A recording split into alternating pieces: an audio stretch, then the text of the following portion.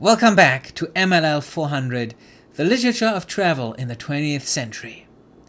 This week, we will embark on a journey that is going to take us to many different places. We'll start in America, we'll take a boat across the Atlantic to Europe, we'll head to Berlin. From Berlin, we head to Moscow. And then, if we feel like it, we're gonna make another little stint to Central Asia, from there to China and Japan, and back to the US. And that is because this week we are following Langston Hughes, American poet, novelist, playwright, social activist, and globetrotter. Born in 1901, died in 1967. So you see, this is our first writer who was actually born in the 20th century. The work we are going to read an extract from, I Wander as I Wander, is the second part of his autobiography. The first part, The Big C, published in 1940, describes his youth, his early career. He grew up in different towns across the Midwest. He was raised by his mother. His father left the family early. His father moved to Cuba and Mexico, seeking to escape the enduring racism in the United States. And Langston Hughes briefly went to live with his father in the 1920s, and he describes that in The Big C. Langston Hughes attended Columbia University to study engineering, which was the only degree his father would support financially, but eventually he was really drawn to literature, to the New York literary scene, and he became an important figure in the Harlem Renaissance, an artistic movement in 1920s New York, African-American musicians, painters, writers, and Langston Hughes is really considered one of its most important representatives. He's best remembered as an innovator of what's sometimes called jazz poetry, and a lot of that really was the result of his involvement in the Harlem Renaissance. He published a collection of poetry called The Weary Blues, 1925. That's also the name of a poem if you want to Google that. He also wrote fiction.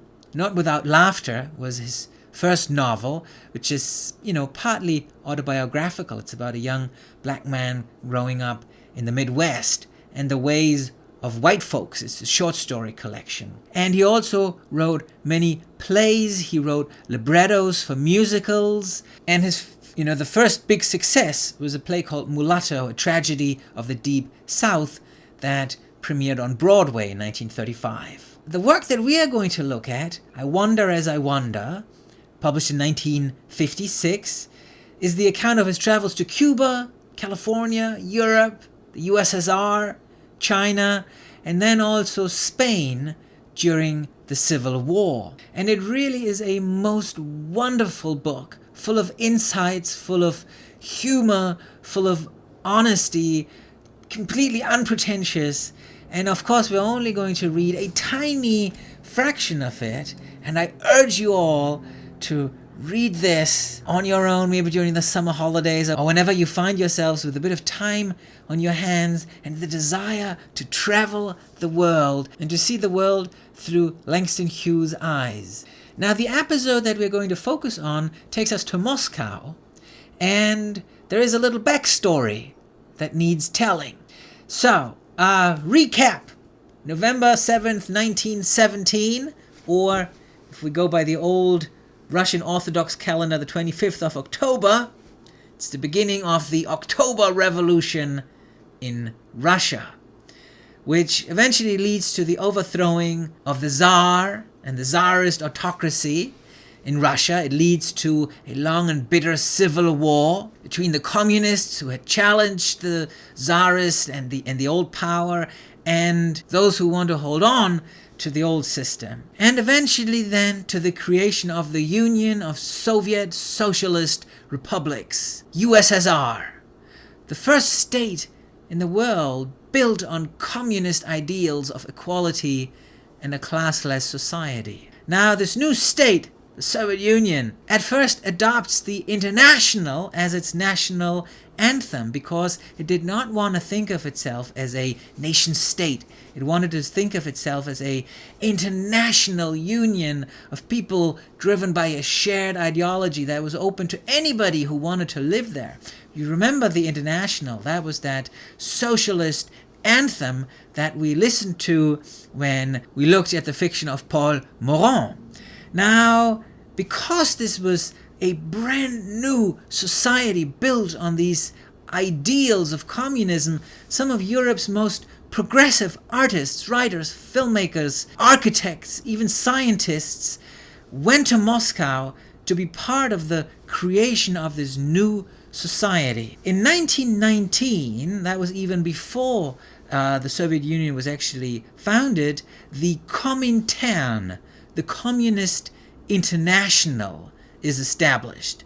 And that was an organization that was meant to advocate world communism globally and to struggle by all available means, including armed force, for the overthrow of the international bourgeoisie and the creation of an international Soviet Republic as a transition state to the complete abolition of the state. So the Comintern was involved in communist insurrections and founding of communist parties all over the world, including China, including Japan, all over Europe, even the United States, the American continent. And you will see the Comintern is mentioned several times in Langston Hughes' account. Now, following the inauguration of the command economy, a planned economy in 1924 under Stalin, the USSR undergoes a period of rapid industrialization and collectivization. Now, conservative and nationalist forces all over the world see communism and the USSR as a real threat, in part because the first years of the USSR really were successful economically, culturally, but the Western world remained suspicious and even demonized the USSR. So in the 1930s, as a result of that really, the USSR starts to promote tourism to the USSR as really a source of revenue that was very important for the USSR to get income in foreign currencies so that the USSR could purchase products such as oil, technology from Western countries. But also, and this is just as important, as a way to improve its image abroad and to engage in what one might call cultural diplomacy. So a travel agency was set up called Intourist. You have that here on that beautiful poster. Maps were printed of the Soviet Union with photos and things that you could do, and tourists were invited to come to the Soviet Union. And this is a really interesting map because obviously it shows the Soviet Union, part of the Soviet Union, and of course it shows Western Europe. And these red lines are of course train lines, express train lines, right? This is from 1938.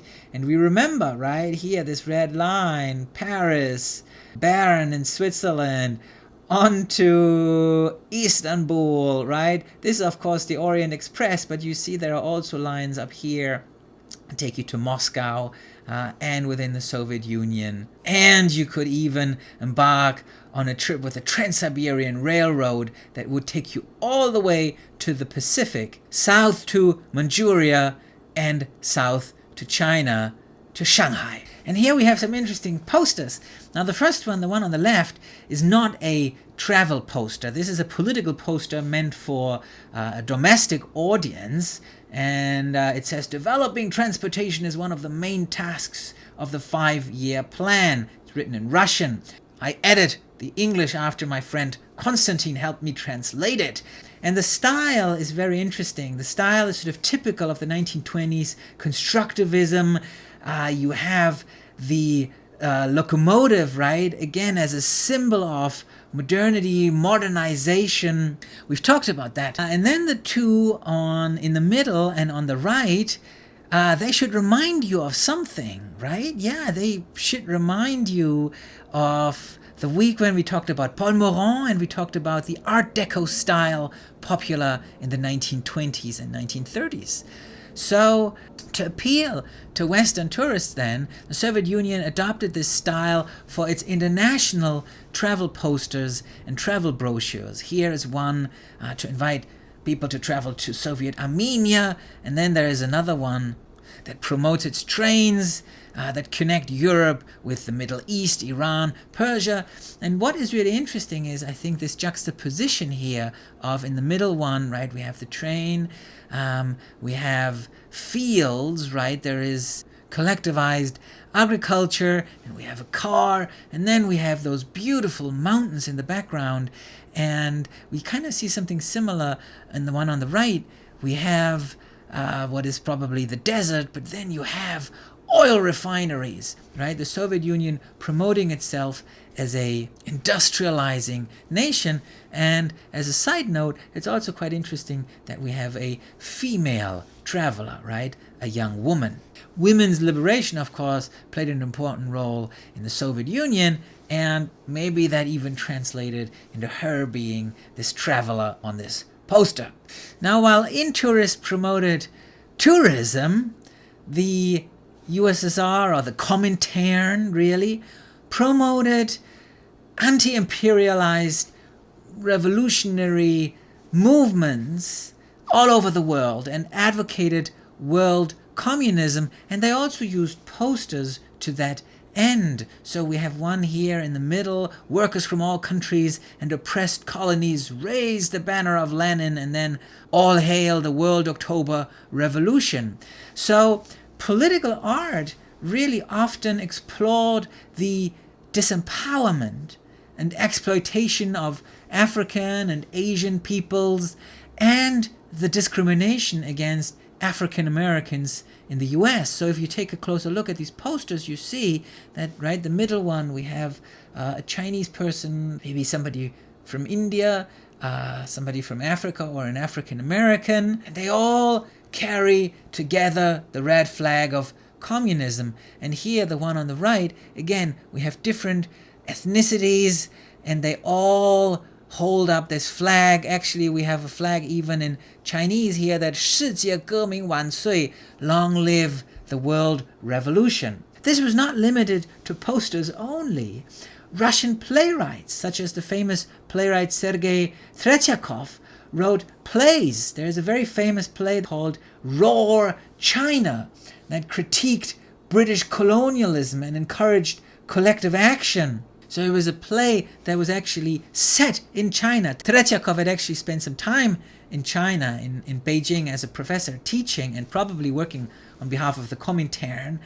Here we have some images. The play premiered in Moscow in the famous Meyerhold Theater, but it actually even came to New York. It was performed by the Theater Guild in 1930, and Langston Hughes probably saw it. And Langston Hughes tells us that he actually met Tretyakov in Moscow. He talks about that in his travelogue. And then there were films. The Moscow studio Meshprapom film produced about 600 films that all promoted international communism. And that is where Langston Hughes comes into the picture. So in 1932, under the direction of the German filmmaker Karl Junghans, Meshprapom film decides to make a movie about racism and capitalist exploitation in the US that was going to be entitled Black and White. And they invite 22 Afro-American artists to Moscow, and Langston Hughes is one of them.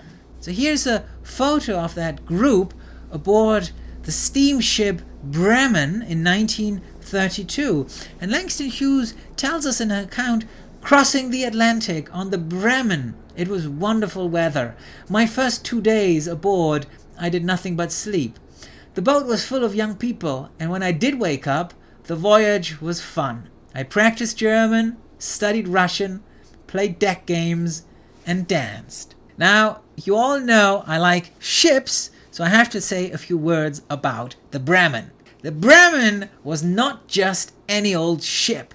The Bremen and her sister ship Europa were the two most advanced high-speed steam turbine ocean liners of their day, that is, the early 1930s. They were fast and luxurious, and they held the blue ribbon.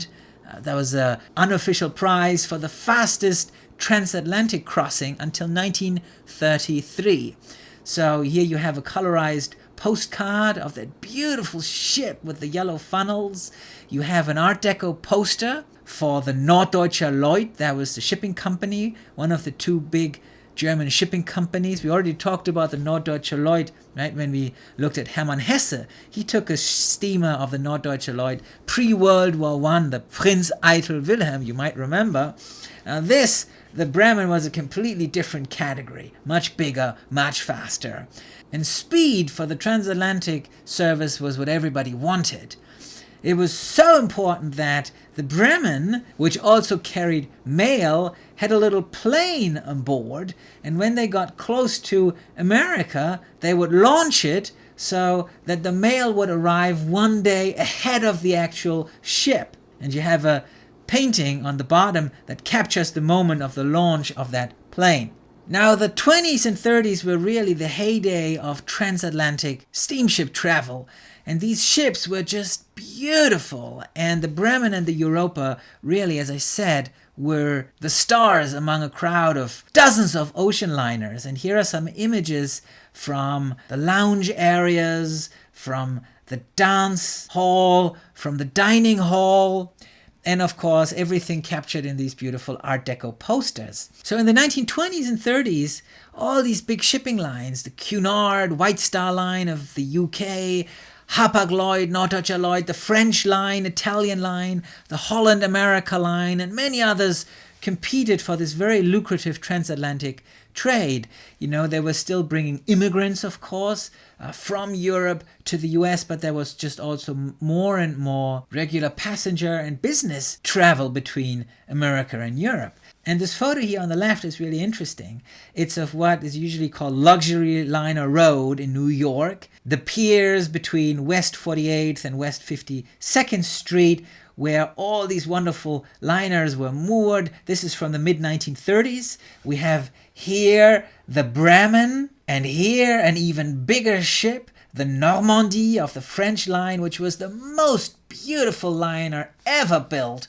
And then, of course, not yet built was the Queen Mary. The Queen Mary would join the race a little bit later. And if you're interested, of course, you can visit the Queen Mary in Long Island in LA. And you can even stay on board. It's a hotel. And you can relive for a moment that splendor of transatlantic steamboat travel. However, if you had really a lot of money and very little time, and you wanted to cross the Atlantic even faster, then the most exclusive way to cross the Atlantic in 1932 would have been by Zeppelin, or airship, with the Graf Zeppelin, which was a German airship, a little later joined by the Hindenburg. And both of these huge airships transported thousands of passengers across the Atlantic to North America and also to South America, to Brazil.